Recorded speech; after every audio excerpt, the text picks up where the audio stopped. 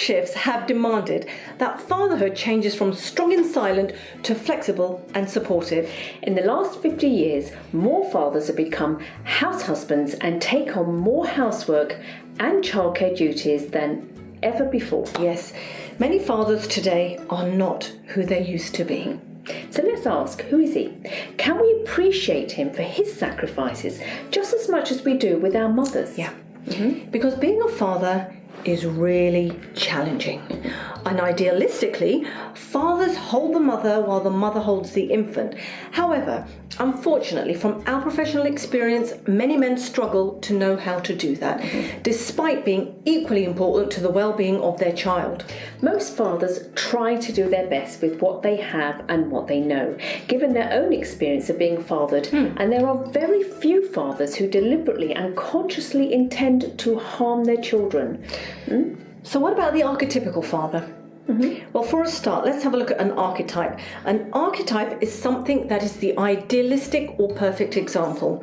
This is hardwired in our universal DNA, or to use a Jungian term, the collective unconscious. The father archetype is a term used to describe the idealized version how fathers should be.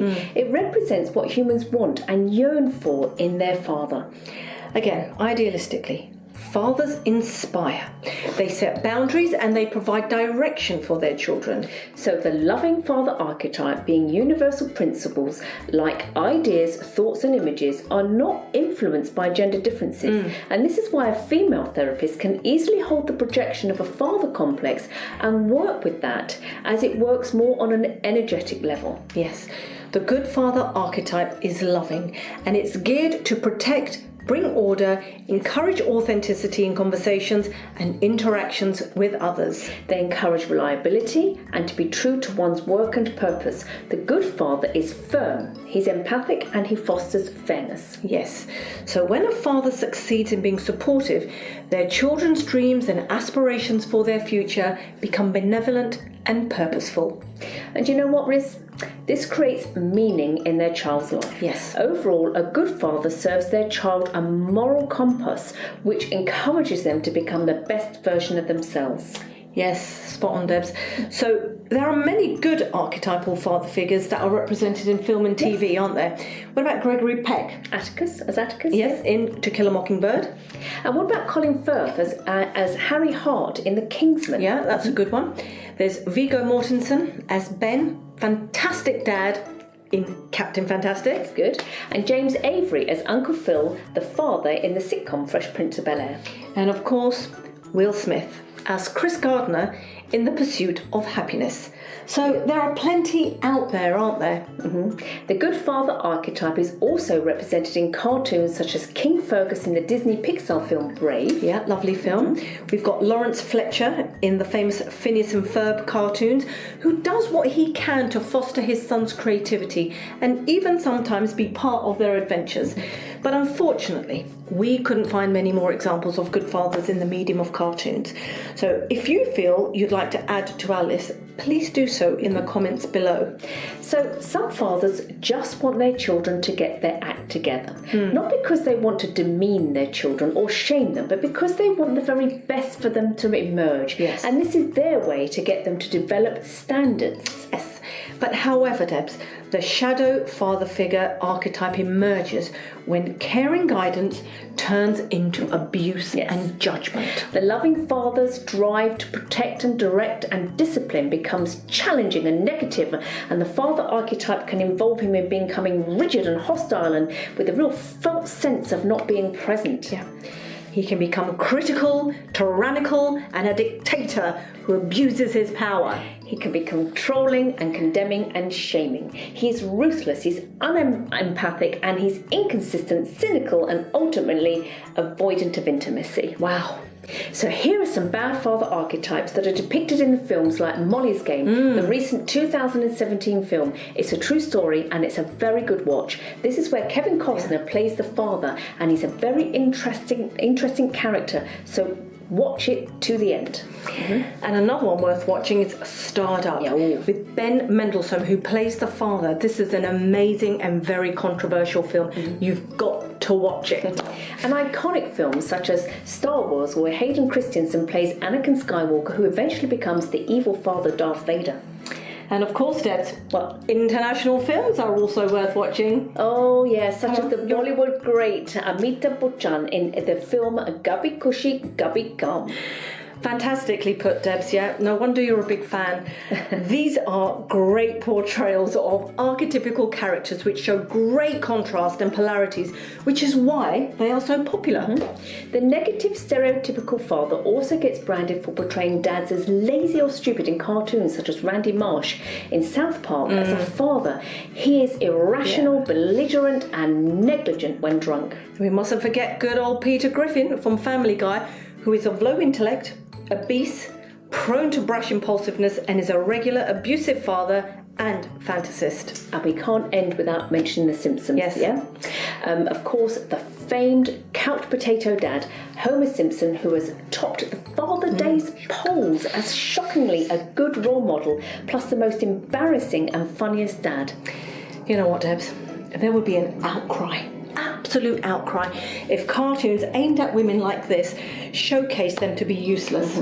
So it seems perverse that we're telling you guys to step up and be involved, while at the same time you're being run down. Yep, and children watch all this stuff. It's bad role models. Shocking. Yeah. We know that most fathers don't intend to be mean. It's just how they feel at times. And yes, there are fathers who are cruel and neglectful and indifferent and who do display a whole range of negative behaviours for all sorts of reasons. Yeah, so not all fathers are good. There are some bad fathers too, but it is in a father's DNA to have the instinct to provide for their child. This is hardwired into our human biology. So it's important to remember fathers are merely human beings and they are with credit cards, and they are perfectly imperfect. Being a father does not require man to be superhuman. No father in the universe has been a perfect father. Yeah. So let's look at object relations, Riz. All right, let's do that, Debs. Object relations is a theory in psychoanalytic psychology. It is about the process of developing a sense of self in relation to others during childhood. This theory suggests that the way people relate to others and situations when they grow up is determined by their experiences in their family when they were little. Yes, our entire human experience is governed by the archetypal father and the introject of the real father. So in other words, how a man experienced being fathered will contribute to what sort of father he experiences himself to be. That, of course, if he ever becomes one. Well, of course, Riz, that's right.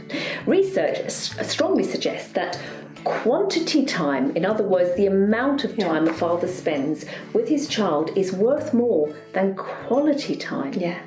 So their aim would be to balance the financial responsibility for the family while remaining actively involved in the child's emotional well-being. It's a tough one. Good luck, Sorry, guys. Tough one, we know that. If a man had a deeply troubled relationship with his own father, he would have internalized this experience, and hence he will struggle with the demands of being a dad himself. Yeah, because this will impact his confidence and his ability to trust his own fathering instincts and skills. Yes, he will bumble through being a dad based on what society and media expects, and that will throw him off his true purpose. Yeah, and without that firm foundation and true purpose, these struggles can lead to acting out through workaholism, affairs or hobbies that avoid intimacy. This can lead to a functioning form of depression, anxiety and addiction. And the likelihood is he will become the father he was trying to run away from. Hence the compulsion to repeat again. Absolutely. That's why self-awareness and insight are key. So even though you may have had a rough relationship with your father, it will be likely that you will end up becoming him. So you've got to work hard towards freeing yourself of his expectations and criticisms and become your own man with your own purpose. Yeah, absolutely.